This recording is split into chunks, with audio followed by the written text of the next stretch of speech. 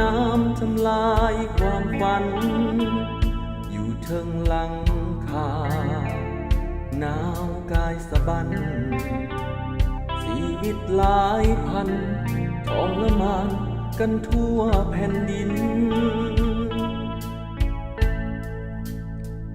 พ่อแม่อ้าวอาบนสนามใสถูกน้ำพัดไปสูญหายบ่หวนกลับมาพัดพากจากกันบ่ทันได้เอ่ยว่าจาเด็กน้อยคนเท่าสลาต้องหลั่งน้ำตาด้วยความลำเค็ญเขาผิดเรื่องใดฟ้าจึงลงโท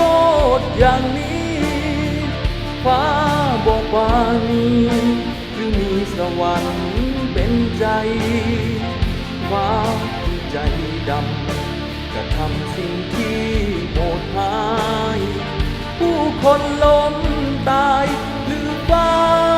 บ่มีตาหลายหอนชีวิตที่ติดอยู่เทิงหลังคาได้แต่ภาวนาให้คงคาเห็นใจมนุษย์ตาดำถือข้อกรรมโดยบ่เข้าใจวอนเทพสวรรค์ให้ได้พ้นโพยภัยช่วยอัตปือ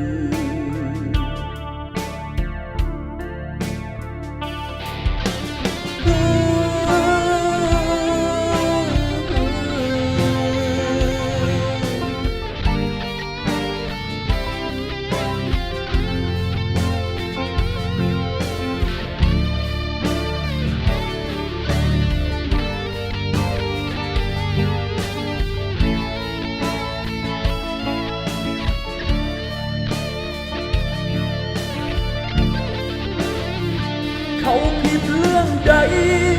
ฟ้าจึงลงโทษอย่างนี้ฟ้าบอกบานีหรือมีสวรรค์เป็นใจฟ้าใจดำทำสิ่งที่โหดร้ายผู้คนล้มตายหรือฟ้าบ่มีตาหลายหอนชีวิตที่ติดอยู่เทิงหลังคาได้แต่ภาวนาให้คงคาเห็นใจมนุษย์ตาดำถือข้อกรรมโดยบ่เข้าใจวอนเทพสวรรค์ให้ได้พ้นโพยภัยช่วยอัตปือวอนเทพสวรรค์ให้